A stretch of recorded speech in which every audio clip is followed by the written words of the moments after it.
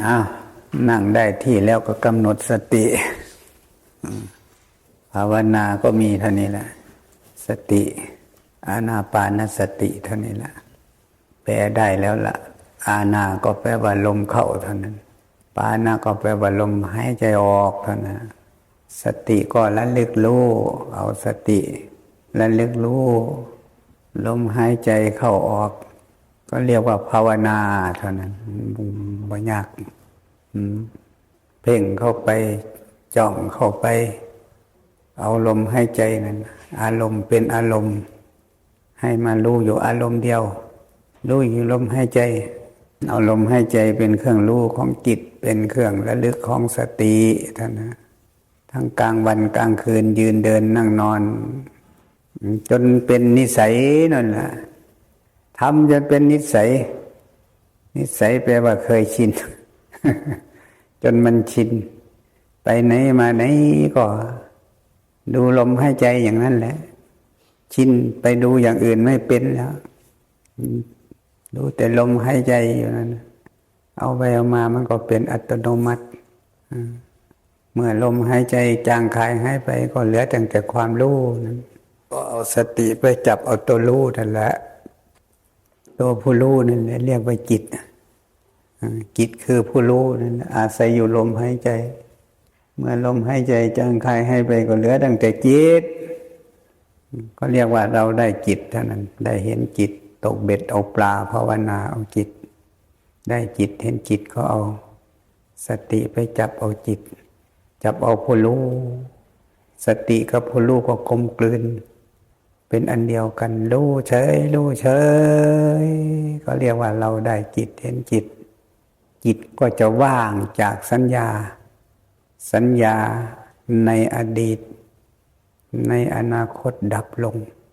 นั่นแหละคือตัวปัญญาที่นี่นั่นแหละคือปัญญาจิตว่างจากสัญญาสัญญาในอดีตสัญญาในอนาคตว่างลมหายกายไม่มีสัญญาอารมณ์ดับมีแต่ความรู้อยู่เฉยๆนั่นแหละอุเบกขาเอกคตารมณ์รู้อยู่เฉยๆไม่มีอะไรจิตว่างจากสัญญานั่นแหละคือปัญญามันจะเป็นธรรมชาติว่างเป็นล็อกตัวอยู่ไม่ให้สัญญาอารมณ์เข้าไปประกอบจิตจิตจะล็อกตัวเป็นเอกเทศหนึ่งเดียวอยู่เอกาทิพโวหนึ่งเดียวอยู่รู้เฉยก็เรียกว่าจิตลงถึงอัปปนาฌานอัปปนาสมาธิลมหายกายไม่มีอารมณ์สองคืออุเบกขากับเอกคตารมณ์ที่ท่านว่านั่นน่ะรู้อยู่เฉยๆนั่นน่ะเฉยๆนั่นแหละคืออุเบกขาไม่ยินดีไม่ยินร้ายจึงว่าอุเบกขาเอกคตารมณ์ก็รู้อยู่ในอารมณ์เดียวรู้อยู่ว่างเป็นสุญญตานั่นนะจิตว่างจากสัญญาอารมณ์นั่นแหละคือตัวจิตเดิมแท้ของเราที่เราปรารถนาอยากเห็นอยู่นี่จิตเดิมแท้เรียกว่าบุพเพจิตตังจิตดั้งเดิมมันจะประภัสสรสว่างไสวเป็นธรรมชาติอยู่อย่างนั้นจิตของใครก็ตามไม่เรียกว่าพระเนนเทนชีอุบาสกอุบาสิกาชายหญิงหนุ่มหรือแก่ถ้าตกไปถึงนี้ก็เป็นเอกาทิพโวอยู่เป็นเอกเทศหนึ่งเดียวล็อกตัวอยู่รู้อยู่เฉยๆแล้วนี่แหละเรียกว่าบุพเพจิตบุพเพจิตตังจิตเดิมแท้ของเรามันจะเป็นอย่างนี้เป็นธรรมชาติหนึ่งเดียวอย่างนี้มันจะเป็นผู้รู้ตื่นอยู่เบิกบานอยู่อย่างนี้เบิกบานอยู่ในธรรมชาตินี่ก็เรียกว่าสมถะสมถะภาวนา จิตสงบท่านบัญญัติไว้ว่าจิตว่างจากสัญญานี่ว่างจากสัญญานั่นแหละคือปัญญาแต่ก่อนเราไปถามปัญญาจิตสงบแล้วคือบ่เกิดปัญญาเนาะพวกข้าอยู่ไปถามครูบาอาจารย์คือเป็นรู้ซื่อๆว่ามีอีหยังเพิ่นก็หัวเราะท่านไม่ได้ตอบดอกครูบาอาจารย์ส่วนมากจะให้เราพิจารณาเอาเองมันเกิดแล้วท่านหลวงพ่อที่ทนว่ามันเกิดแล้วทำไมไม่เกิดนั่นแหละคือปัญญามันเกิดแล้วมาคิดอยู่หลายวันมาพิจารณาอยู่หลายวันจึงไปเข้าใจนี่แหละคือปัญญาไม่มีครูบาอาจารย์แจกท่านอยากให้เรารู้เองเห็นเองมันก็บ่เห็นยักจะบ่หูยักจะเพราะเราก็เห็นแต่ว่าสุญญตาว่างเป็นธรรมชาติลาบเหมือนหน้ากองชัยก็เห็นแล้วเอกาทิพโวก็เห็นแล้วบุพเพจิตตังก็เห็นแล้วทำไมไม่เกิดปัญญาเป็นสุญญตาลาบเหมือนหน้ากองชัยเนี่ยก้อนหินภูเขาเหล่ากาสัตว์สาวาสิงก้อนสกลกายลมหายใจหายไปหมดลาบเป็นธรรมชาติอันเดียวหมดไม่มีนั่นสัตว์บุคคลตัวตนอยู่ในนี้เป็นธรรมชาติเป็นธรรมธาตุเป็นผู้รู้ผู้ตื่นผู้เบิกบานอยู่แค่นี้ก็เลยสงสัยไม่มีปัญญาไม่เกิดปัญญาที่จริงมันเกิดแล้วปัญญา เราไม่รู้จักหลวงพ่อมันเกิดแล้วอยู่นะนี่แหละความว่างนี่แหละว่างที่สุดคือพุทโธว่างที่สุดหรือธัมโมเนี่ยก็เห็นพุทโธธัมโมเห็นสังโฆเนี่ยนะเห็นพุทธธรรมสงฆ์ภายในนี่ก็ปัญญารู้ว่าอันนี้คือพุทโธนี่อันนี้ก็คือธัมโมอันนี้ก็คือสังโฆมาเห็นตัวพุทโธนี่มันคิดอะไรไม่ออกไม่มีอารมณ์ไปผสมจิตได้จิตจะล็อกตัวอยู่สัญญาไม่เข้าไปประกอบจิตได้เรียกว่าวิสังขารไม่มีสังขารไปปรุงแต่งจิตได้จิตก็ว่างเป็นธรรมชาติรู้อยู่นะพุทโธเรียกว่าพุทโธเนี่ยมันเห็นดูไปตัวผู้รู้นี่มันรู้อยู่อย่างนี้ดูไปจนเอาสติไปรู้อยู่กับผู้รู้อยู่อย่างนี้เรายังมาเข้าใจว่านี่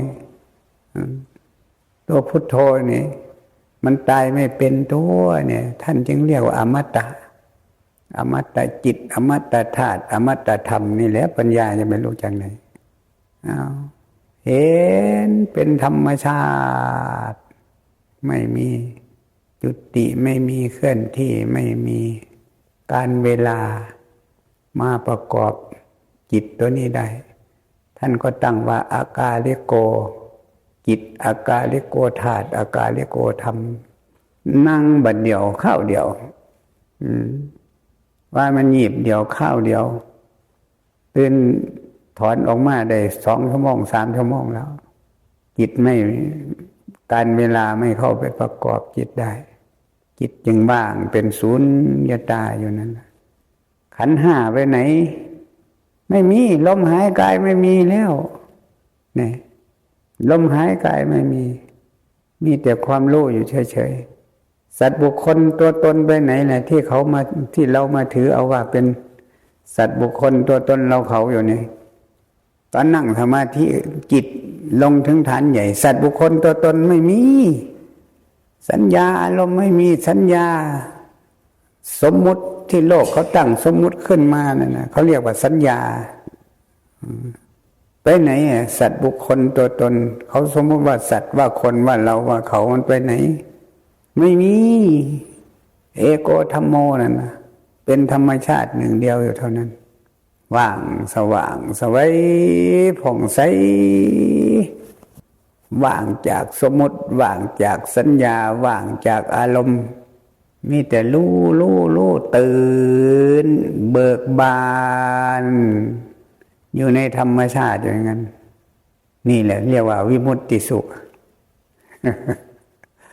ธรรมชาติตัวนี้เบิกบานแจ่มชื่นเบิกบานนี่แหละอารมณ์วิมุตติสุขสุญญตาไม่มีอะไรว่างแจ่มชื่นเบิกบานอยู่ในสุญญตาอยู่ในธรรมชาติอันนั้นลาบเหมือนหน้ากองชัยโลกทั้งหมด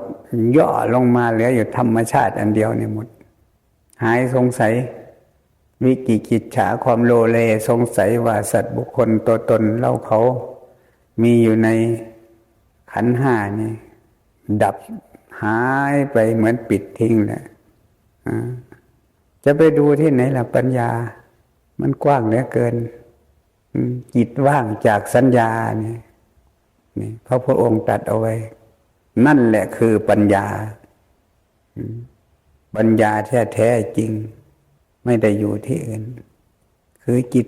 ว่างจากสัญญานี่แหละเรียกว่าปัญญาเราไปพิจารณามันไม่มีอะไรเราก็รู้เห็นตามความเป็นจริงนี่แหละว่าไม่มีอะไรเป็นธรรมชาติหนึ่งเดียวอยู่เท่านี้นี่แหละเรียกว่าดวงตาเห็นธรรมเห็นธรรมชาติไม่มีอะไรเอโกธัมโมธรรมชาติหนึ่งเดียวอยู่สัตว์บุคคลที่เราคิดว่ามันมีอยู่ในขันธ์ห้ามันไปไหนตัวตนไปไหนลมหายกายไม่มีดับสัญญาหมดว่างเป็นสุญญตาอยู่เท่านั้นจิตสุญญตามหาปุริสาเราก็เอาอารมณ์นี่แหละอารมณ์พระนิพพานดับสัญญาดับโลกดับสัญญาดับอารมณ์เป็นวิมุตติสุขดับสมมุติได้หมดจิตก็เสวยวิมุตติสุขรู้เฉยอยู่นี่แหละคือปัญญาออกจากสมาธิมาผู้เคยภาวนาไว้แต่ก่อน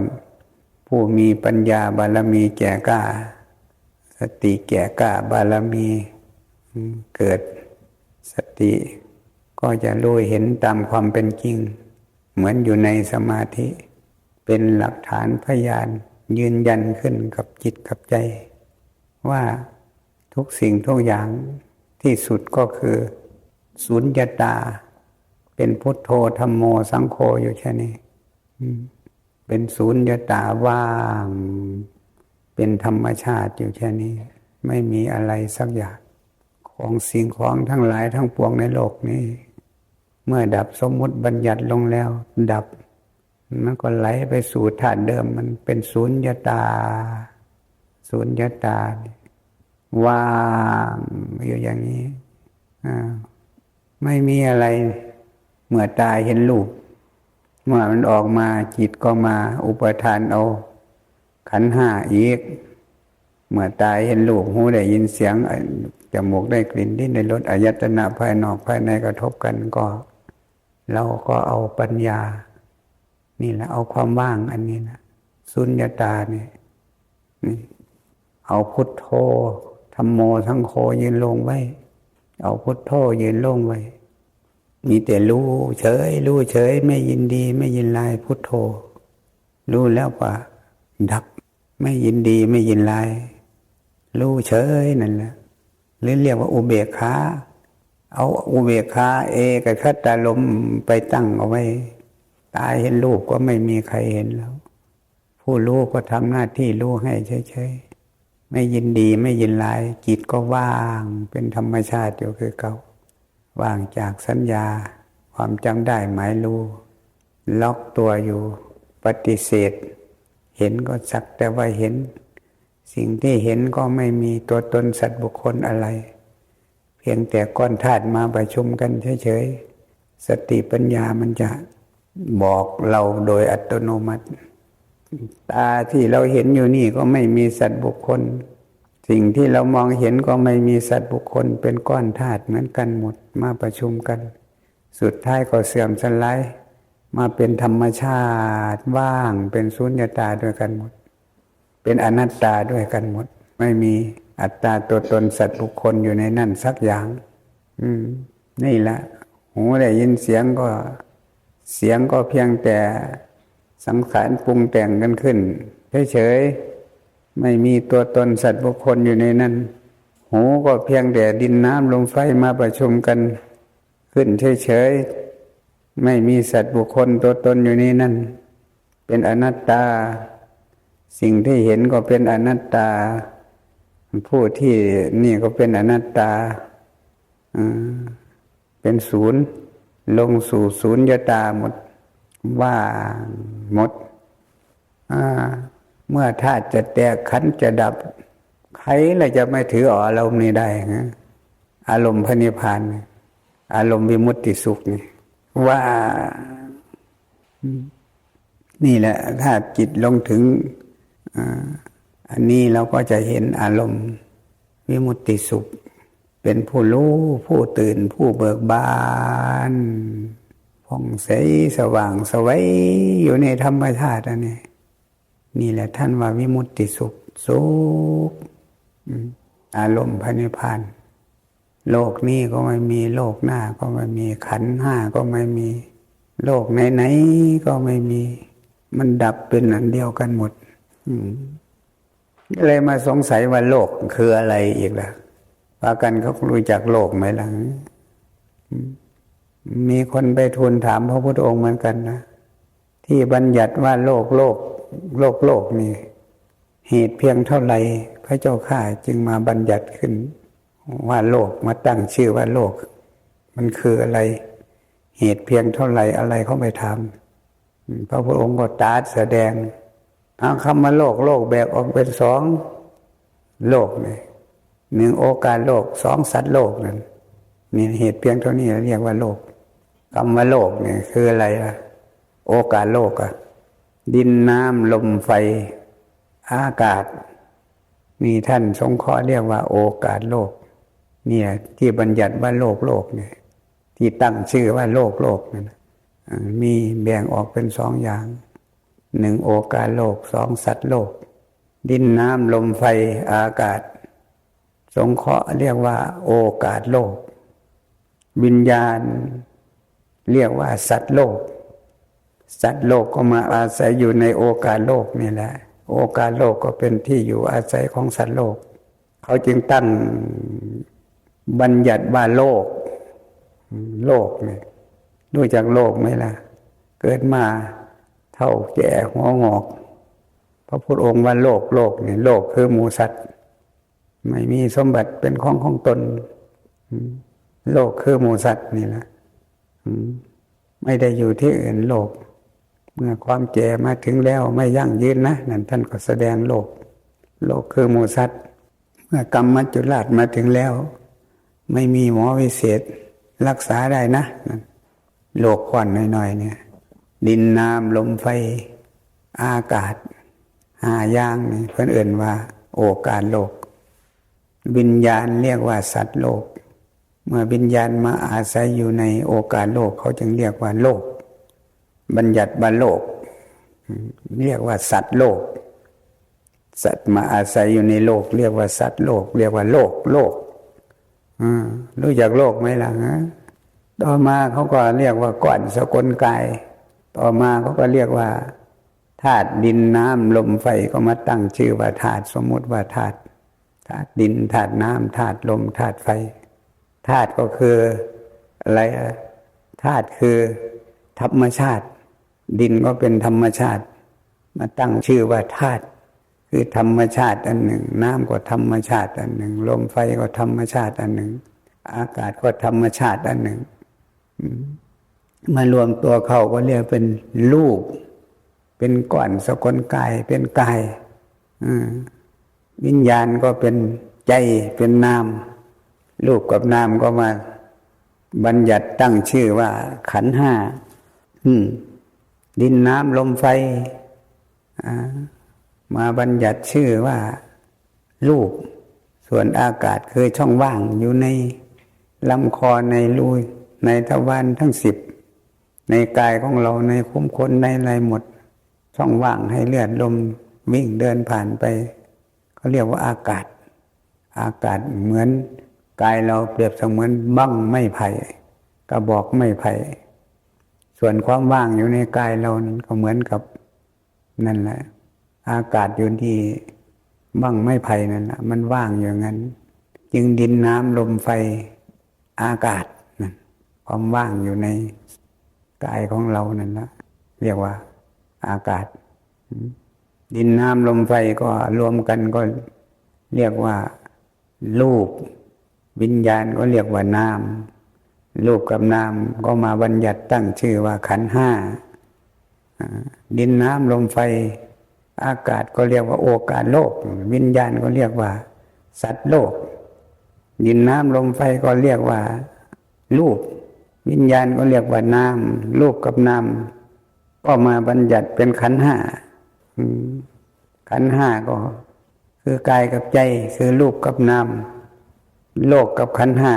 ใช้เรียกแทนกันได้นี่แหละเหตุเพียงเท่าใดพระพุทธเจ้าข้าที่บัญญัติว่าโลกนั่นนะก็เหตุเพียงเท่านี้แหละคือดินน้ำลมไฟมาประชุมกันดินน้ำลมไฟอากาศมาประชุมกันก็เรียกว่าโอกาสโลกกัน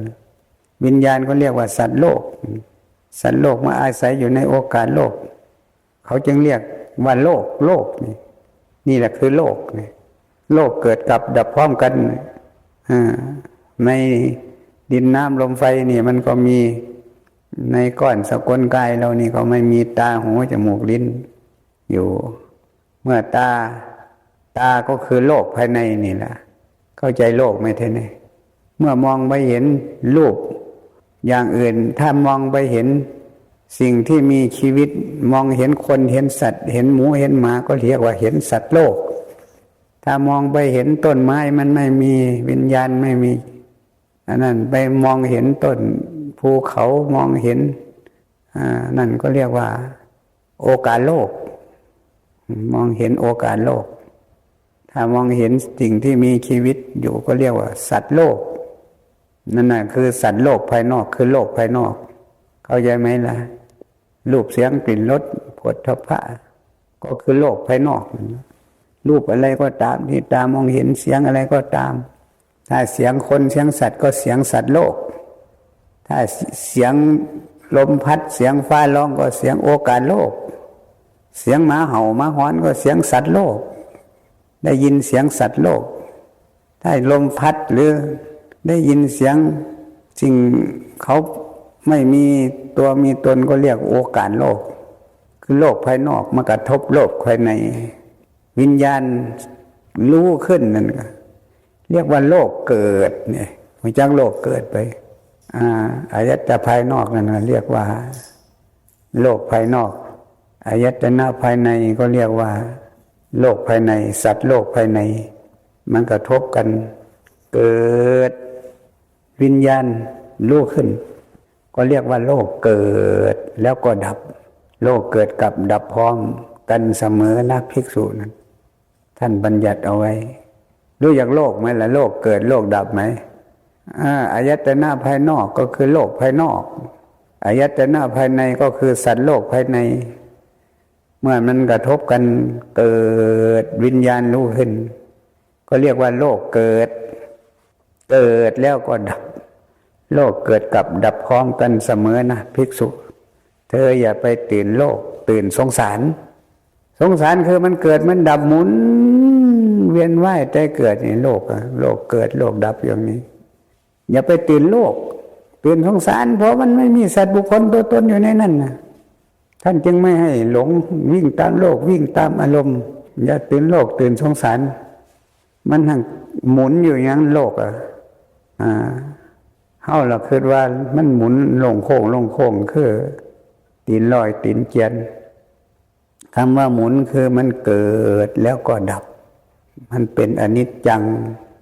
มันไม่เที่ยงเกิดแล้วก็ดับโลกใบนี้โลกอันนี้เกิดแล้วก็ดับอีกโลกหน้ามาก็ดับเกิดแล้วก็ดับโลกหน้ามาก็เกิด มันเกิดแล้วก็ดับเกิดแล้วก็ดับเกิดกับดับพร้อมกันเสมอนะภิกษุนั้นหมายถึงว่าโลกภายในคือตาหูจมูกลิ้นกายใจนี่เรียกว่าสัตว์โลกภายในรูปเสียงกลิ่นรสโผฏฐัพพะธรรมารมณ์นั่นนะคือสัตว์โลกภายนอกคือโลกภายนอกพอเข้าใจโลกไหมหลังมันกระทบกันวิญญาณรู้ขึ้นก็เรียกว่าโลกเกิดหรือแล้วก็ดับถ้าผู้ใดโง่หลงว่ามันมีสัตว์บุคคลอยู่ในนี้จึงมาแบกโลกแบกอารมณ์นี่แบกสมมุตินี่ถ้าผู้ใดรู้ว่าโลกมันเกิดกับดับพร้อมกันเสมออยู่อย่างนี้ไม่มีตัวตนสัตว์บุคคลอยู่ในนั้นเขาหักทำงานกันอยู่อย่างนี้เกิดขึ้นตั้งอยู่ดับไปหมุนอยู่อย่างนี้เรียกว่าโลกหมุนอย่าไปแบกโลกนี่แบกโลกแบกขันธ์ห้าก็แบกโลกคือกันเขาจึงเขียนเป็นบางวัดเขายังเขียนเฮ็ดเป็นค้นขาหน่อยๆจ้อยๆแบกโลกใบว่าไงเป็นรูปโลกคือรูปโลกอยู่ในกลมๆอุปมาอุปไมยเฉยๆโลกคือขันธ์ห้าเนี่ยคือโลกใบน้อยๆนี่แหละเนี่ยแล้วหลงว่ามีสัตว์บุคคลตัวตนอยู่นี่เมื่อมันเกิดมันดับเราก็ไปแบกเอาโลกไปอุปทานขันธ์ห้าก็ว่าไปแบกเอาขันธ์ห้าแบกเอาโลกแบกเอาอารมณ์นี่แหละโลกคำว่าโลกเนี่ยเหตุเพียงเท่าใดท่านจึงบัญญัติเรียกว่าโลกเนี่ยเข้าใจนะโอกาสโลกดินน้ำลมไฟอากาศเรียกว่าโอกาสโลกวิญญาณเรียกว่าสัตว์โลกสัตว์โลกลงมาอาศัยอยู่ในโอกาสโลกเขาจึงบัญญัติชื่อว่าโลกเนี่ยโลกกับขันธ์ห้าก็อันเดียวกันนั่นละ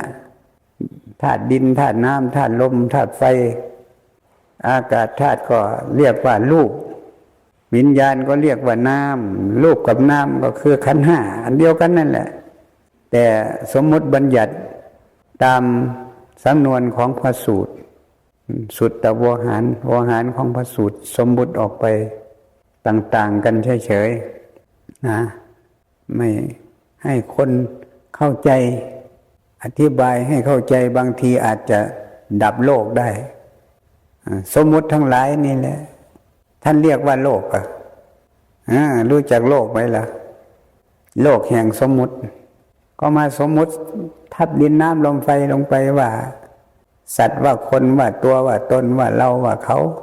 มาสมมุติทำว่าขันธ์ห้ารูปหนึ่งน้ำสี่มาสมมุติทับลงไปนี่ว่าตาหูจมูกลิ้นกายใจนี่แหละโลกแห่งสมมุติทั้งหลายเนี่ยนะทั้งเรียกว่าโลกต้องรู้จักโลกนะคนไปแบกเอาสมมุติแบกเอาโลกแบกเอาอารมณ์แบกเอาขันธ์ห้ามันเป็นทุกข์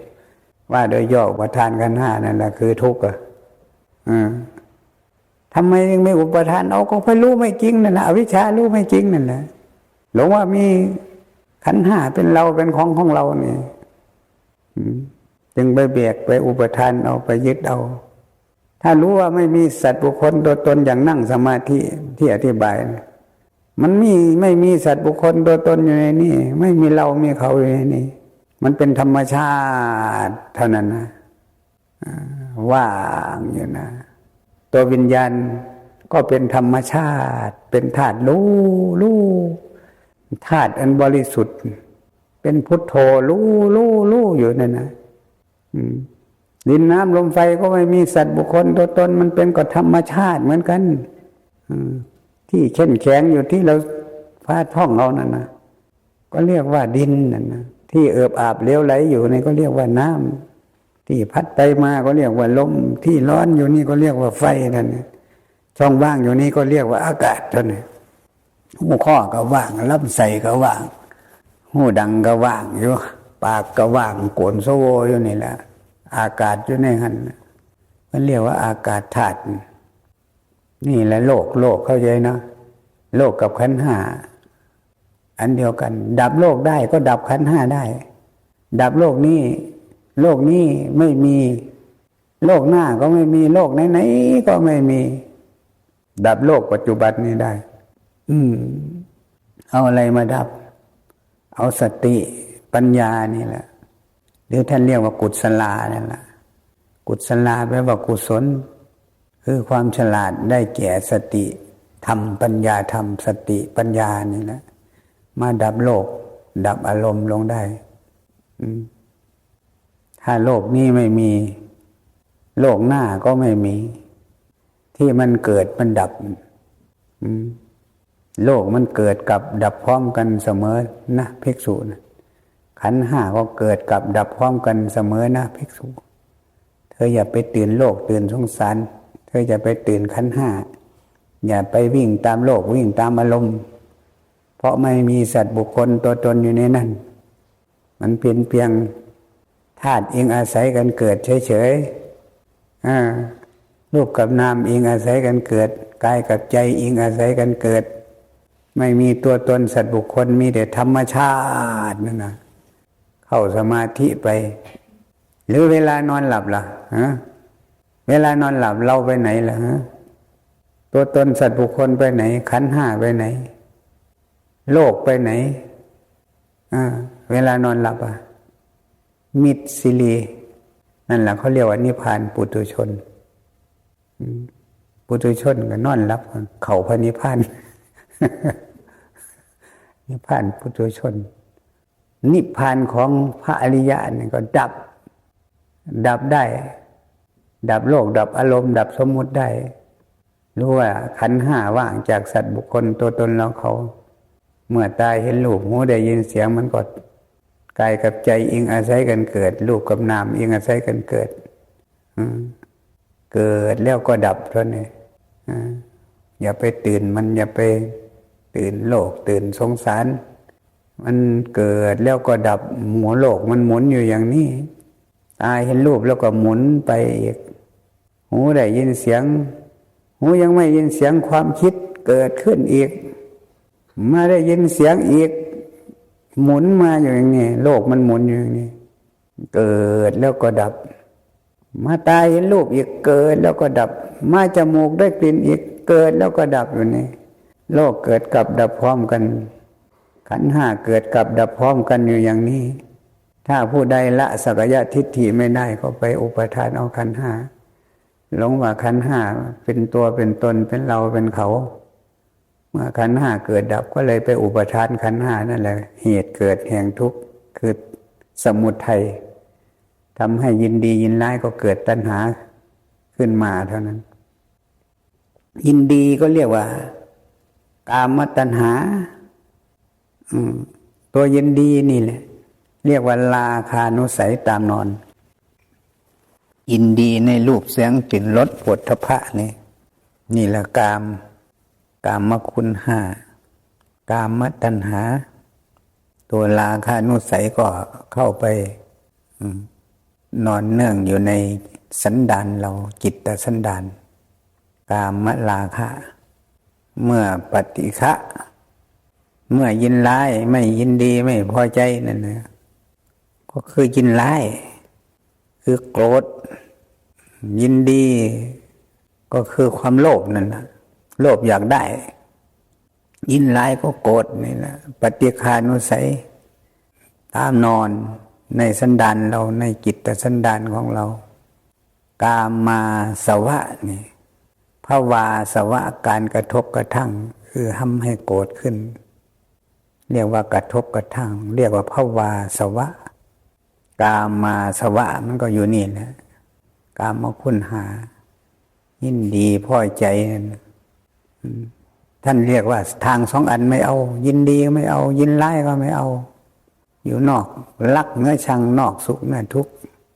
นี่เลยตัวกามมาสวะภวาสวะนี่แหละตัวกระทบกระทั่งความโกรธนี่นะเรียกภวาสวะอวิชชาสวะไม่ได้อยู่ไกลอะไรพ่อหลงว่าขันธ์ห้าเป็นตัวเป็นตนเป็นสัตว์เป็นคนเป็นเราเป็นเขานี่เรียกอวิชชาดูไม่จริงเมื่อมาถอดขันธ์ห้าออกดูถอดกายออกดู ธาตุดินน้ำลมไฟก็ไม่ใช่สัตว์บุคคลตัวตนเราเขาจึงเห็นว่ากายสักแต่ว่ากายนี่แหละอวิชชานุสัยตามนอนอยู่ในสันดานอวิชชาสวะกามาสวะภวาสวะอวิชชาสวะมันก็ไม่ได้อยู่ที่อื่นหรอกก็ดับโลกดับอารมณ์ได้ดับสมมุติได้มันก็หมดเรื่องเท่านั้นนะไปแบกโลกแบกอารมณ์แบกสมมุติทนถ้ารู้ว่าขันธ์ห้าไม่มีตัวตนมันเกิดโลกใบนี้รู้ว่าโลกนี่โลกก็ว่างจากสัตว์บุคคลไม่มีตัวตนอยู่ในโลกนี่โอกาสโลกก็ดับโลกได้โลกมันจะหมุนมันจะเกิดจะดับวันละกี่ครั้งก็ช่างหัวมันแล้วมันไม่มีเจ้าของไม่มีสัตว์บุคคลเพียงแต่ปฏิจจสมุปบาทรูปกับนามเองอาศัยกันเกิดโอกาสโลกก็อาศัยวิญญาณโลกนะวิญญาณเกิดดับเป็นธรรมชาติอยู่คือเก่าไม่มีอะไรดับโลกดับอารมณ์ได้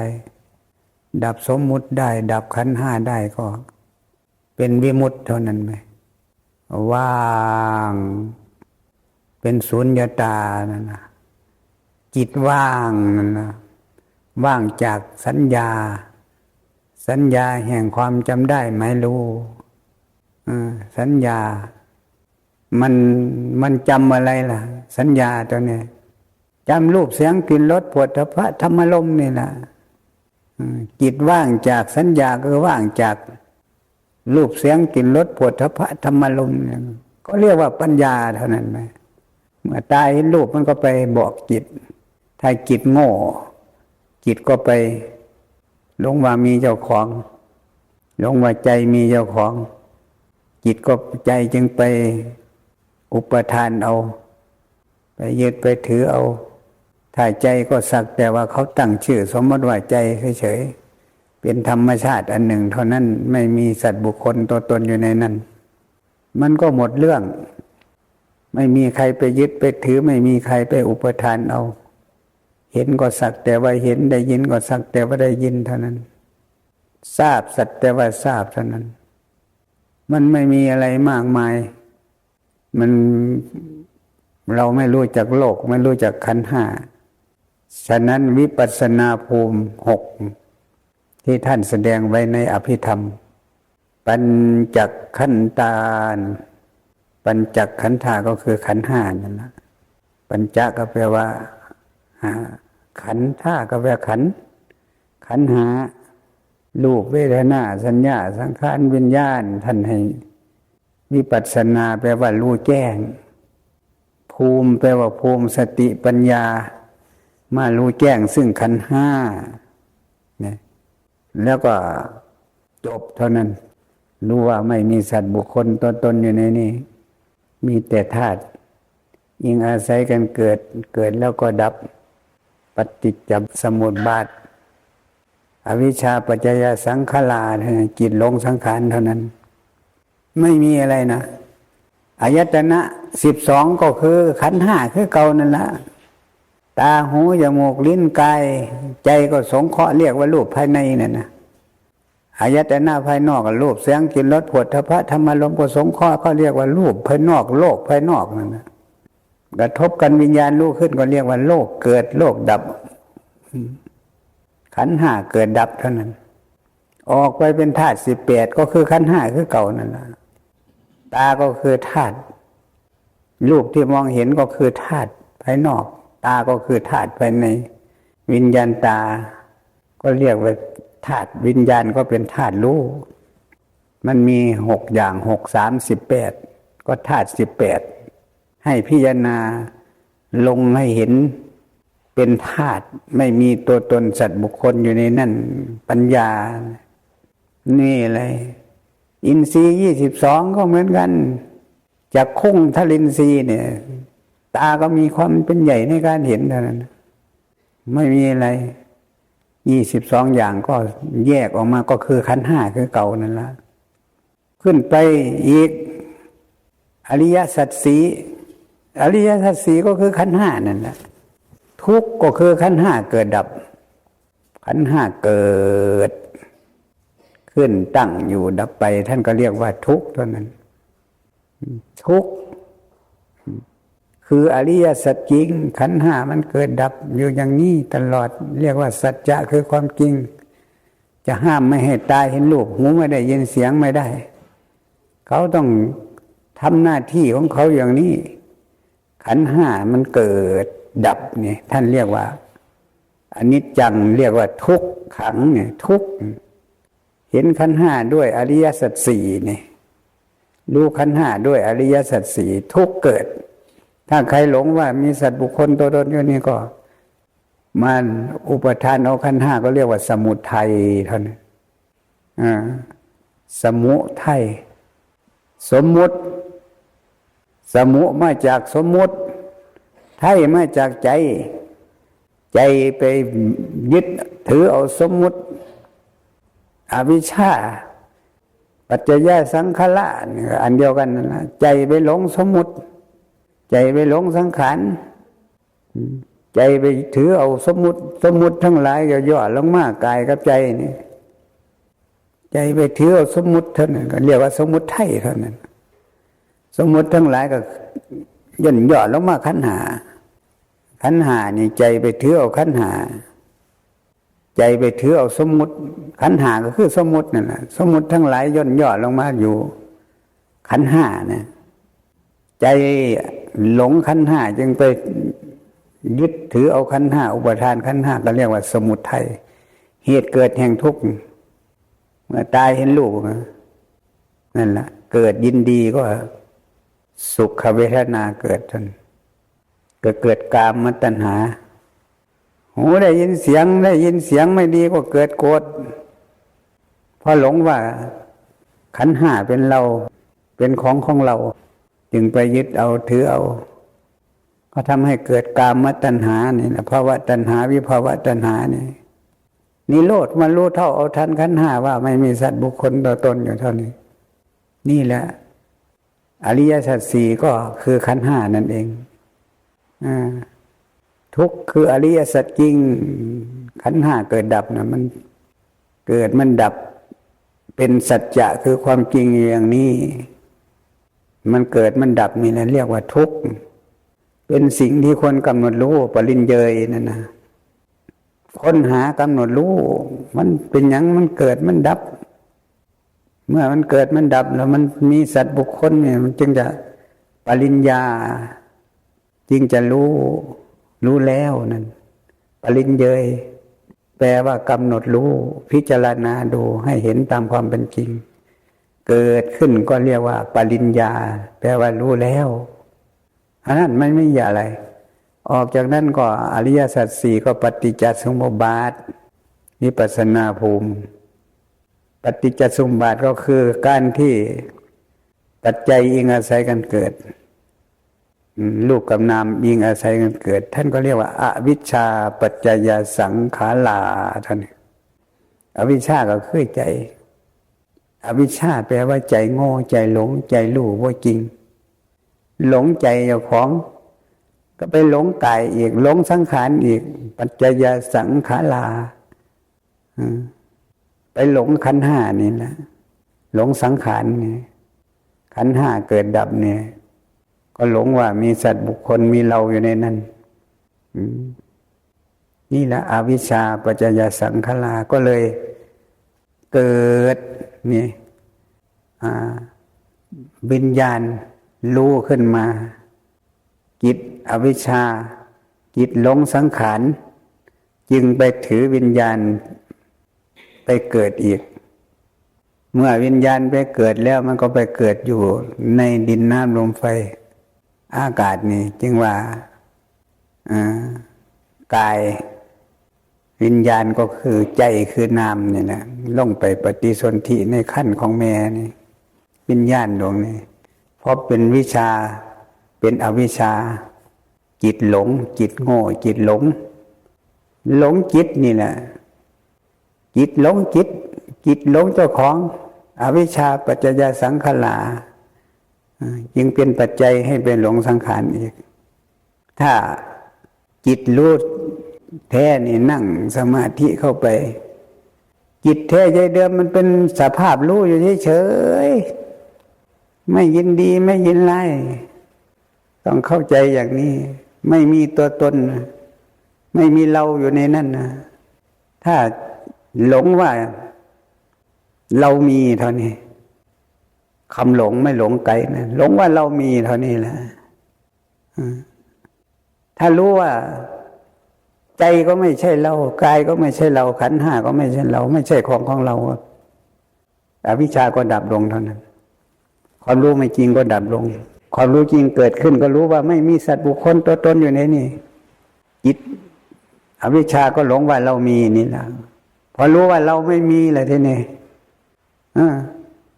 สังขารมันจะมีไหมล่ะสังขารก็ดับอวิชชาตะเววะนั่นอวิชชาดับสังขารก็ดับ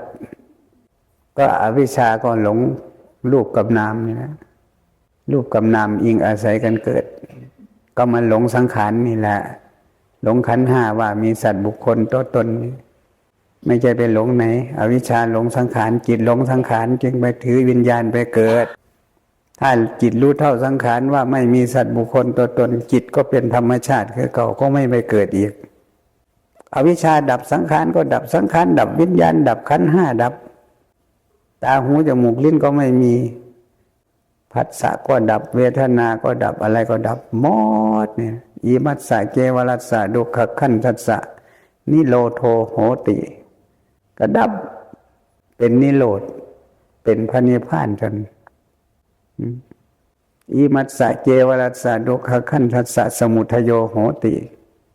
เหตุแห่งทุกข์ทั้งหลายก็เกิดขึ้นด้วยประการฉะนี้นั่นทุกข์ทั้งหลายนี่สมุทัยโยโหตินั่นสมุทัยคือเหตุเกิดแห่งทุกข์ทั้งหลายก็เกิดด้วยประการฉะนี้นะ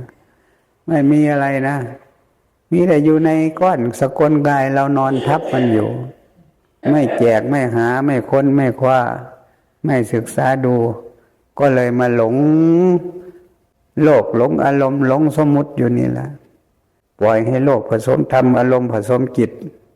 อยู่นี่จิตเราจึงไม่ว่างจากโลกว่างจากอารมณ์ว่างจากสมมุติได้จึงไม่เห็นอารมณ์พระนิพพานเอาล่ะวันนี้ก็พูดมาพอสมควรขอยุติเพียงแค่นี้เอาละ